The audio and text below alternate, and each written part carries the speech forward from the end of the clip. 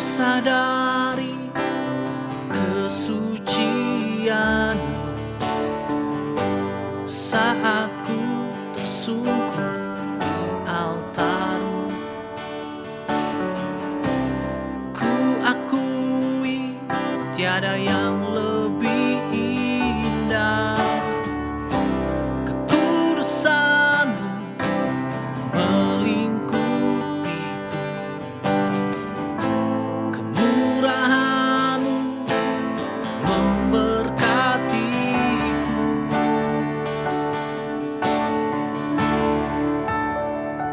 Sebab Kau Allah,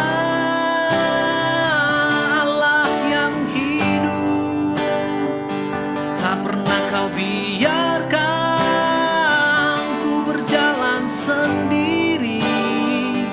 Roh Kudus-Mu masih ada dan kan selalu serta, karena Kau Allah, Allah penyelamatku.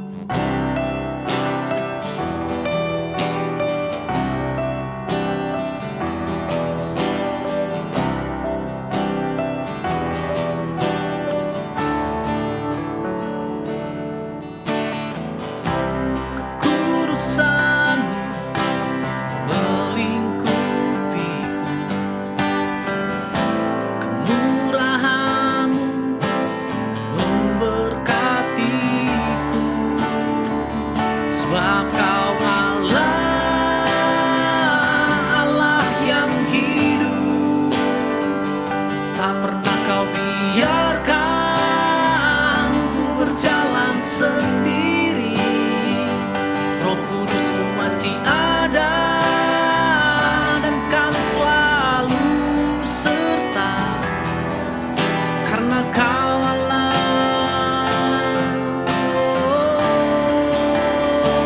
Sebab Kau Allah, Allah yang hidup, tak pernah Kau biarkan ku berjalan sendiri. Roh Kudus-Mu masih ada dan kan selalu serta, karena Kau Allah, Allah penyelamatku.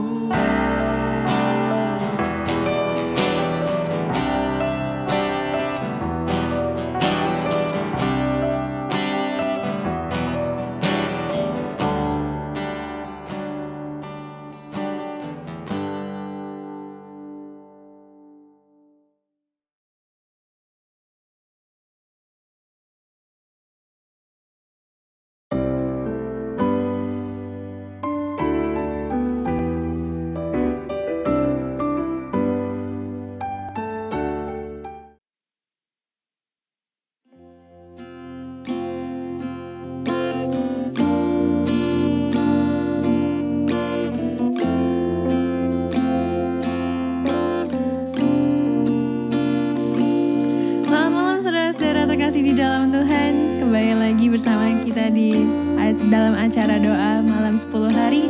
Saya rindu kita bersama-sama memuji dan meninggikan nama-Nya. Tuhan Yesus, terima kasih kalau kami ada sampai hari ini. Ini semua karena pertolongan dan berkat anugerah-Mu untuk kami semua. Terima kasih Tuhan, Kau sudah rela berkorban, mati di kayu salib demi menyelamatkan kita, demi menebus dosa dan kesalahan kita. Terima kasih Tuhan, sebentar kami mau mulai doa ibadah malam 10 hari. Kiranya Kau berkati ibadah ini dari awal sampai pada akhirnya. Berkati pelayan-pelayan-Mu yang sudah mengambil bagian. Terima kasih Tuhan, kami tutup bungkus doa ini hanya dalam nama-Mu. Haleluya, haleluya, amin.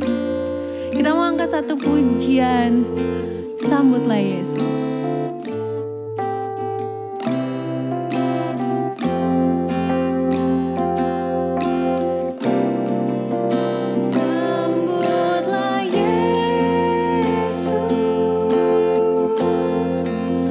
Tinggikan Yesus.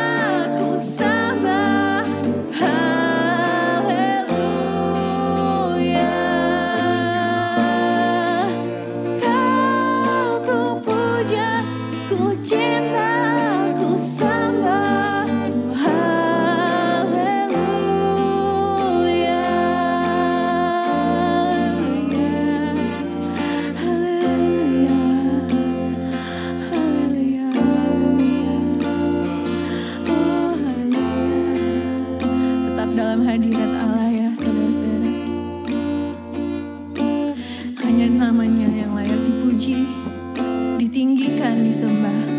Kita mau angkat satu pujian, Kau ada. Sebab anugerahnya kita ada sampai hari ini. Saat ini semua karena anugerahnya yang begitu besar kepada kita. Terima kasih Yesus, Yesus. Terima kasih karena anugerah-Mu buat hidupku sekarang. Ku kan memuji-Mu selamanya. Terima kasih Yesus, Yesus. Terima kasih karena anugerah-Mu buat hidupku sekarang. Ku kan memuji-Mu selamanya. Terima kasih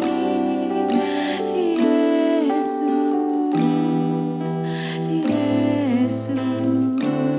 Terima kasih karena anugerah-Mu buat hidupku sekarang.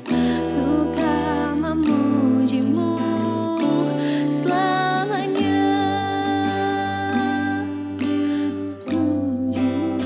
Memuji-Mu selamanya.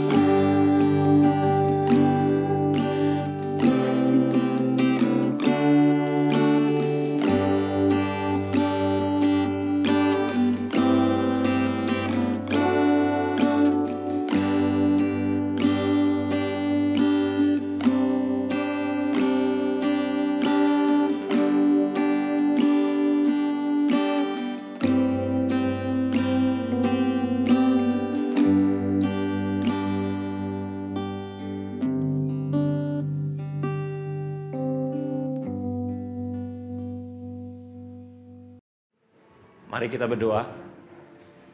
Segala puji syukur kami naikkan kepadamu Tuhan, buat berkat yang indah Kau berikan bagi kami. Saat ini kami mendengarkan sebagian daripada firman-Mu Tuhan. Biarkan Tuhan Engkau persiapkan kami, persiapkan hamba-Mu yang akan menyampaikan firman-Nya.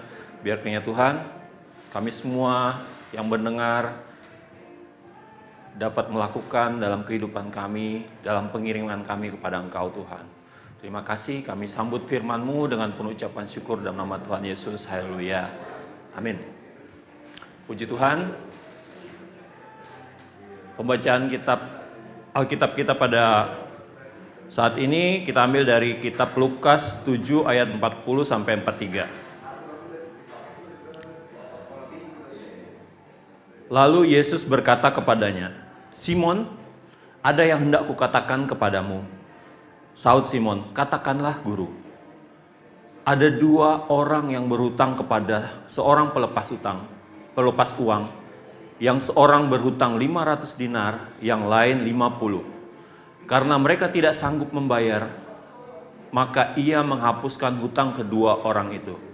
Siapakah di antara mereka yang akan terlebih mengasihi dia? Jawab Simon, aku kira dia yang paling banyak dihapus hutangnya. Kata Yesus kepadanya, betul pendapatmu itu. Ini kita bicara tentang masalah penghapusan utang. Ya, kita masih dalam suasana Paskah, kita dalam suasana kenaikan Yesus, dan kita akan menanti akan ketuangan daripada Roh Kudus. Kita dalam 10 hari doa ini, kita pasti sudah dipersiapkan dengan yang namanya kita melalui Paskah, kenaikan, dan kita masuk dalam pencurahan Roh Kudus ini.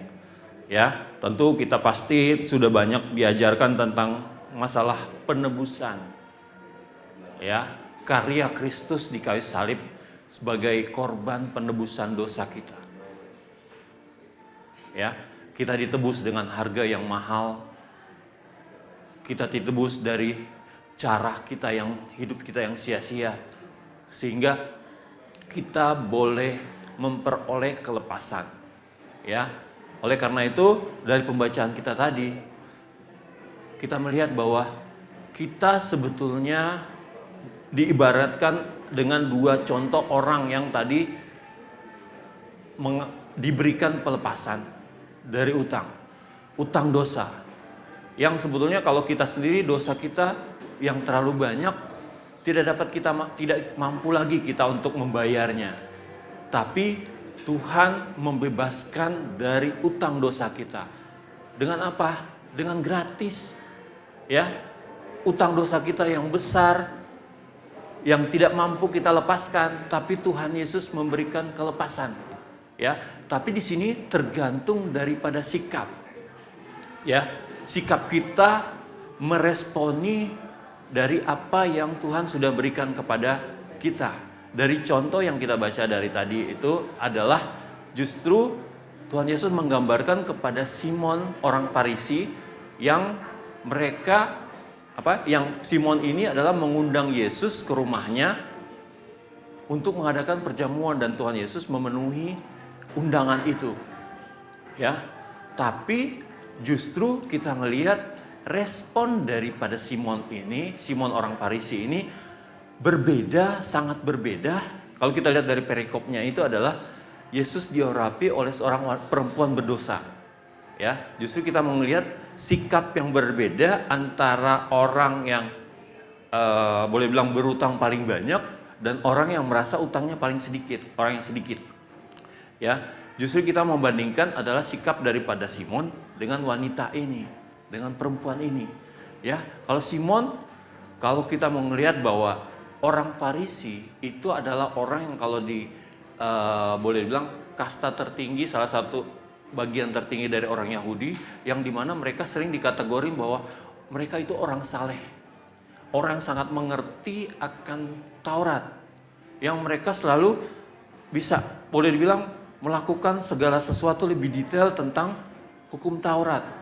Tapi mereka juga adalah orang yang suka mengkritik, ya, mengkritik bahwa ini nggak benar. Makanya Simon, kalau kita tahu sendiri tentang perikop ini bahwa dia mengkritik. Ya, kalau dia itu nabi, pasti dia tahu nih siapa nih perempuan ini. Ya, inilah tipikal orang Farisi. Ya, orang Farisi sebetulnya mereka tidak percaya kepada Yesus. Ya, mereka tidak percaya kepada Yesus, tapi mereka itu adalah orang yang mencari popularitas, mencari pamor. Ya, dia tahu bahwa Yesus ini sangat terkenal di antara bangsa Yahudi, saat itu sangat lagi populer, sehingga kalau dia mengundang Yesus ke rumahnya, menjamu Yesus di rumahnya, dia pasti akan mendapat suatu penghargaan daripada warga, daripada orang Israel. Inilah yang dicari oleh Simon orang Farisi ini. Ya, tapi ingat bahwa dia dikritik oleh Tuhan. Bahwa dia itu melupakan justru hal yang penting dalam hal menyambut Yesus. Ya. Dalam hal pertama, kamu itu tidak menyiapkan air untuk aku membasuh kaki. Ya, kita tahu bahwa kalau di Israel itu karena daerahnya berbatu-batu, berpasir-pasir, berdebu, sehingga tiap kali orang mau bertamu pasti membasuh kaki, ya. Disiapkan air. Ya. Yang kedua adalah dia tidak mencium Yesus. Mencium Yesus karena kalau dalam adat orang Yahudi mencium pipi cipika-cipiki itu adalah hal yang wajar kalau dalam tingkatan sebagai sahabat ataupun kerabat ataupun keluarga. Itu hal yang wajar. Tapi itu tidak dilakukan oleh Simon orang Farisi ini. Karena dia motivasinya udah salah. Motivasinya kurang benar. Makanya Tuhan Yesus memberikan cerita perumpamaan tentang dua orang yang hutangnya dilepaskan. Ini yang mau disampaikan di sini. Kita ngelihat bahwa apa yang dilakukan oleh Simon nanti kita bandingin dengan apa yang dilakukan oleh si Maria. Ya. Kalau Maria di sini kita lihat bahwa dia itu tahu bahwa ada Yesus, dia punya kerinduan. Ya, Yesus di mana ada, dia pasti pergi situ. Tapi kalau kita lihat dari bacaan ini tadi bahwa kita nanti baca di atasnya atau full perikop ini bahwa dia itu merasa nggak layak, makanya dia selalu di belakang, ya. Dia nggak tampil ke depan, beda dengan orang Farisi yang selalu tampil ke depan. Tapi dia merasa nggak layak, ya. Terus juga dia itu yang dia lakukan adalah, ya, dia membasuh kaki Yesus dengan air matanya. Ya, dimana Simon yang nggak menyediakan air, tapi justru sama Maria ini disediakan air dari air matanya ini. Ini kita bicara air mata adalah air mata penyesalan, air mata syukur, air mata sukacita, ya. Di mana dia merasa dengan dekat aja dengan Yesus, udah bisa dekat sama Yesus aja, apalagi kalau dia merasa dia dosanya yang paling besar itu diampuni. Itu adalah suatu hal yang penyesalan yang luar biasa sampai dia harus menitikkan air mata untuk membasuh kaki Yesus. Karena dia merasa gak layak. Dia selalu mencium kaki Yesus daripada si Simon aja yang mencium pipi Yesus aja enggak, tapi dia sampai mencium terus kaki Yesus. Ini menandakan bahwa dia dengan pertama dia menyesal, yang kedua itu dia melakukan hal yang terbaik adalah mencium kaki Yesus. Dia enggak mencium pipi Yesus karena dia merasa, kenapa dia mencium kaki? Karena dia merasa enggak layak. Berbeda dengan Simon yang merasa, saya ini orang terpandang nih. Saya orang yang lebih layak, ya. Makanya lebih banyak Simon itu diibaratkan adalah, yang itu cerita Yesus adalah dia orang yang paling sedikit sebenarnya utangnya. Dia merasa orang paling sedikit. Berbeda dengan Maria ini yang merasa utangnya yang paling banyak dibebaskan, ya. Nanti kita coba lihat latar belakangnya si Maria ini dibilang orang berdosa, iya. Tapi kita ingat bahwa Maria ini adalah, kalau kita lihat baca di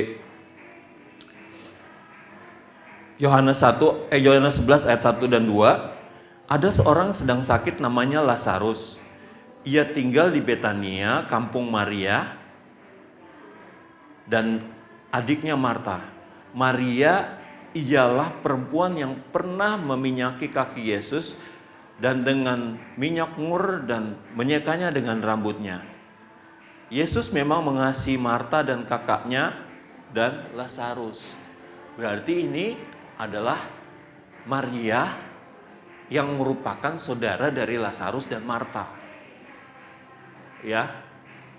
Kalau kita ingat cerita tentang Maria dan Marta juga, kita lihat, kenapa Tuhan Yesus lebih senang dengan Maria dibandingkan Marta? Marta terlalu menyibukkan diri dengan hal-hal yang sifatnya jasmani, boleh dibilang setara dengan apa yang dilakukan oleh Simon orang Farisi.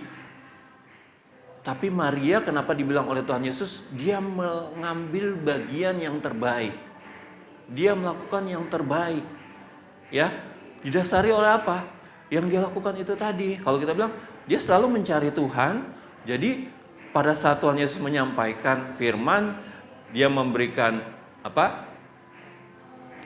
dengan rasa penyesalan, dia duduk di belakang, di kaki Yesus, kalau bilang di belakang Yesus, sambil tentunya mendengarkan ajaran-ajaran ataupun firman yang disampaikan oleh Tuhan.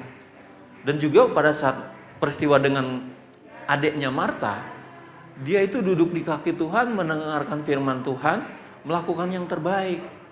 Ini yang kita bilang, kenapa dibilang dia melakukan yang terbaik? Karena dia mulai dari hati. Dari hati.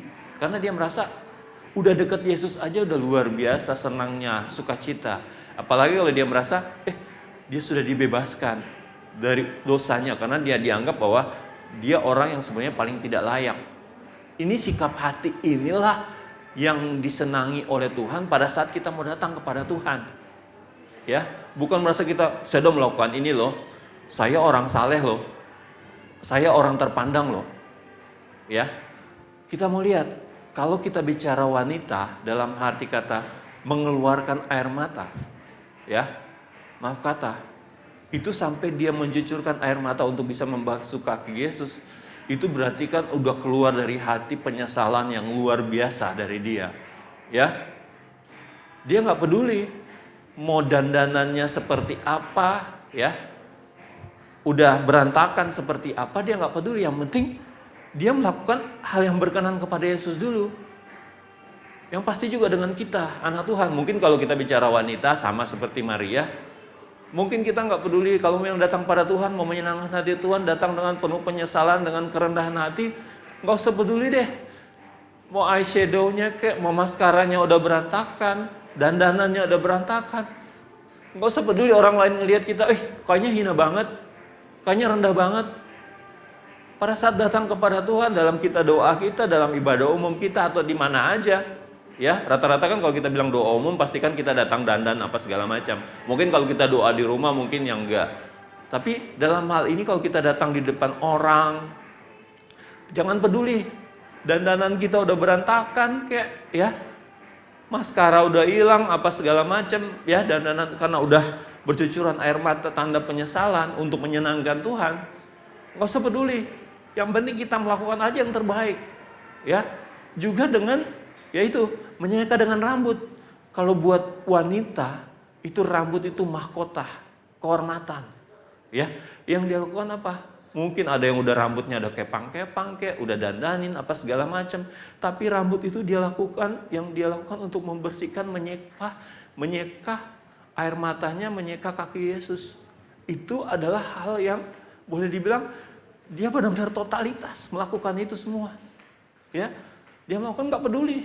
Mau dibilang bicara masalah dandanannya, kayak masalah kehormatannya, kayak mahkota kehormatannya, itu sampai orang bilang sampai ngelihat rendah, dia nggak peduli. Yang penting menyenangkan hati Tuhan.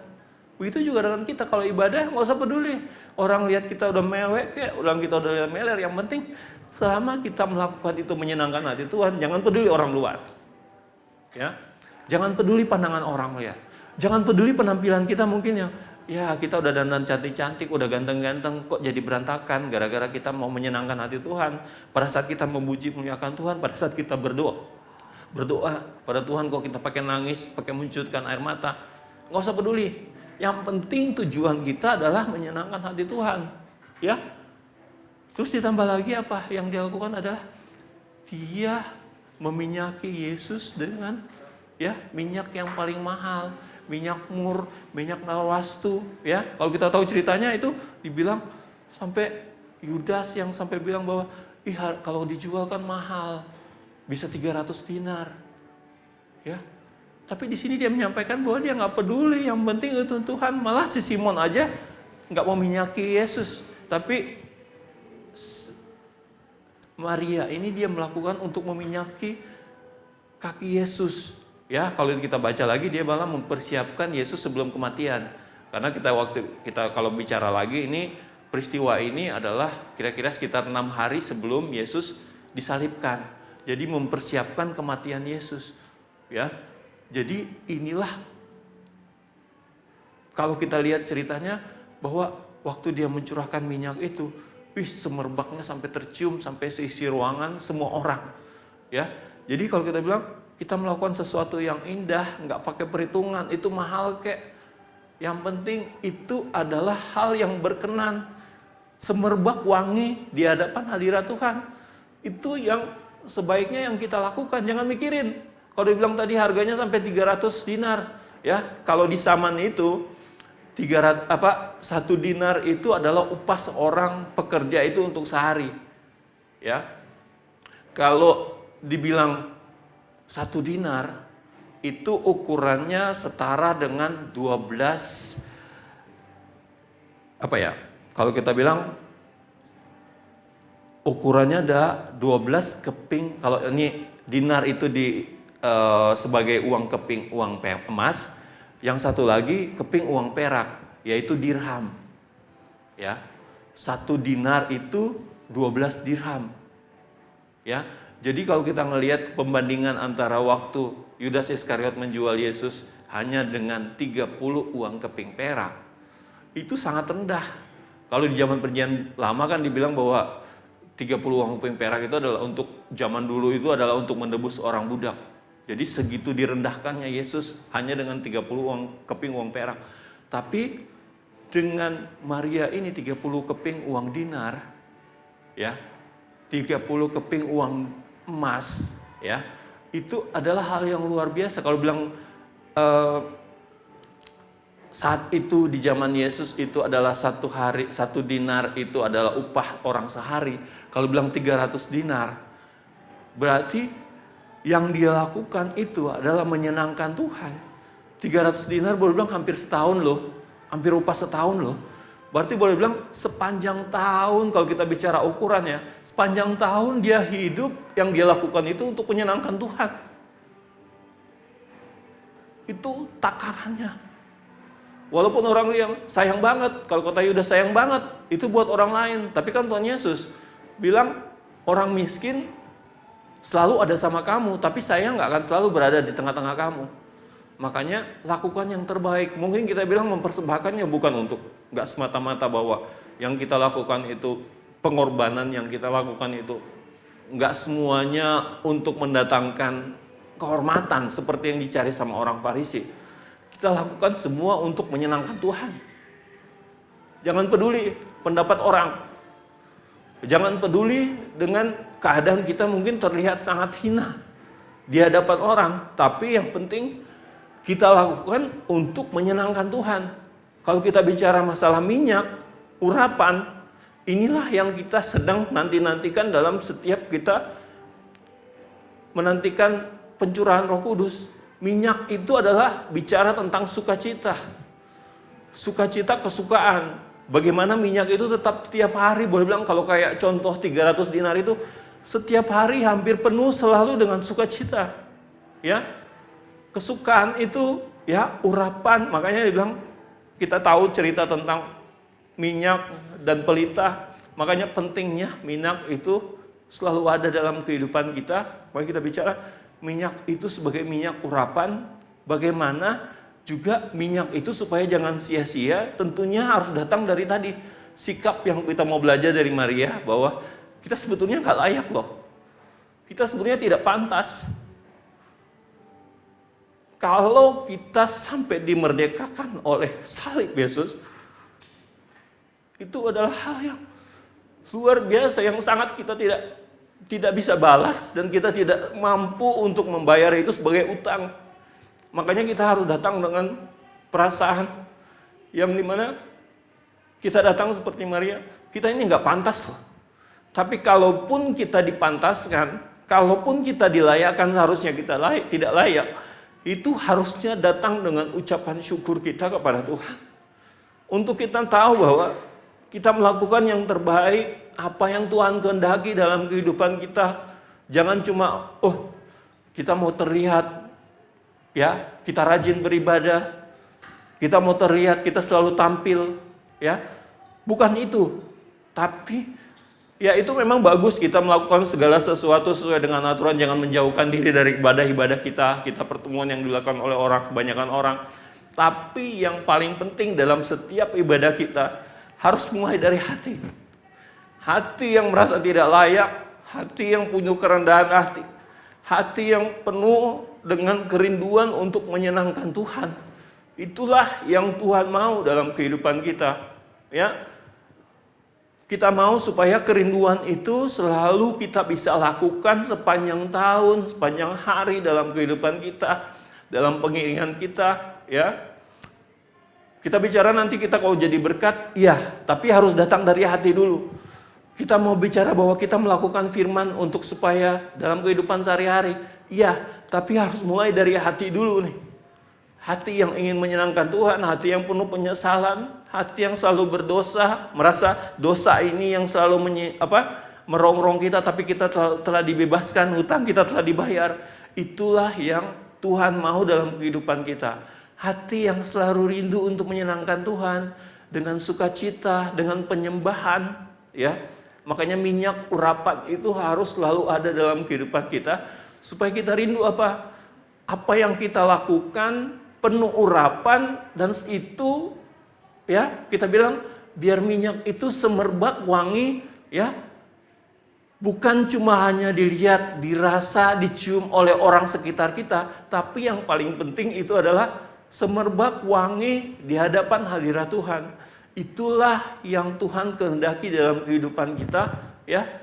Supaya dalam pengiringan kita hari demi hari semakin berkenan kepada Tuhan, ya.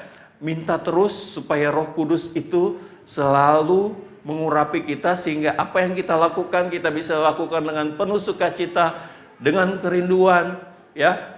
Dengan selalu melakukan yang terbaik dan terbaik yang tentunya berkenan kepada Tuhan. Minta Roh Kudus tercurah di atas kita, memimpin kita, menolong kita, ya, dalam segala kelemahan kita, mengingatkan kita untuk hal-hal supaya oh ini yang Tuhan kehendaki, ini loh yang sudah pernah disampaikan firman Tuhan. Mengingatkan kita untuk selalu melakukan segala sesuatu dengan penuh kerinduan, penuh sukacita untuk menyenangkan Tuhan. Demikian firman Tuhan, Tuhan Yesus memberkati. Mari kita berdoa. Tuhan Yesus, terima kasih buat kesempatan yang indah yang Kau berikan kepada kami untuk bisa mendengarkan sebagian daripada firman-Mu. Biar kiranya Tuhan, berikanlah hati seperti seorang Maria Tuhan, yang penuh kerendahan hati, yang merasa tidak layak, dan rindu untuk selalu Tuhan menyenangkan Engkau Tuhan, memberikan yang terbaik bagi Engkau Tuhan, memberikan yang terbaik untuk menyenangkan Engkau Tuhan.